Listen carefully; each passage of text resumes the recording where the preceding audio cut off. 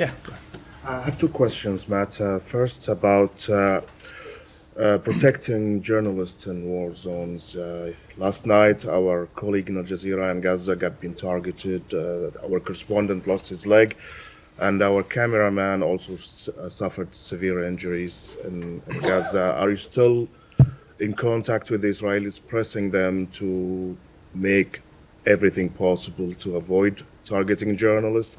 And my second question is let me do the first one first, and I'll come back for the second one. So first of all, let me offer, of course, condolences to your colleagues who have been injured, and I know they are not the first Al Jazeera journalists to have been harmed during this conflict. So they have our sincere condolences, as do their families, and as do all of you at Al Jazeera.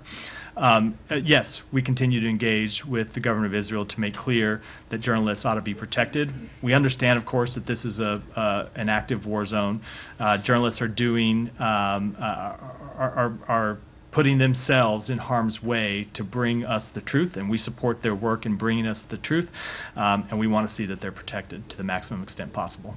So go ahead with your second. My second question, if you have any comments on what Borrell was statements yesterday or day before yesterday, when he said that if the United States wants to see or to minimize civilian casualties in Gaza, they should stop supporting Israel with arms shipments or with armed ammunitions.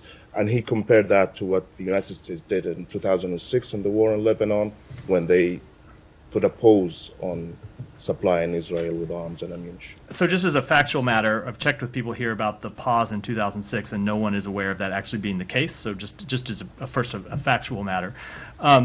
Secondly, with respect to the question about ongoing support, this is where we just have a fundamental disagreement, where we think it is in our national security interest and is in that we continue to support Israel's right to ensure that the October 7th attacks can not be repeated.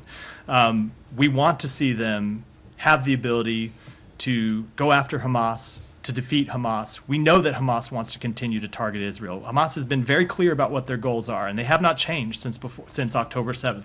They want to continue to launch terrorist attacks. They are committed to the full-scale destruction of Israel, and we want to see Israel to be able to answer that. We want to see Israel be able to answer the attacks from Hezbollah in the north. We want to see Israel be able to deter attacks from Iran and malign activities from Iran, which continues to fund other proxies that are hostile to the state of Israel. So that is true.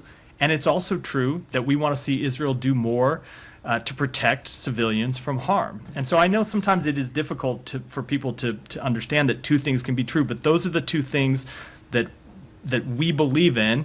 And so the obvious tension is trying to ensure that Israel can accomplish that first objective while doing everything in its power to ensure that civilian harm is minimized. And so we engage with them on that second question, offer them ideas and expertise and ways to minimize civilian harm. We have seen civilian deaths come down from the levels they are. They are nowhere near where they should be. They're still far too high. There's still far too many Palestinians that continue to die. It's why we continue to engage to try to achieve a humanitarian pause, and why we continue to work to try to bring a durable end to this conflict, and that's what we'll continue to do.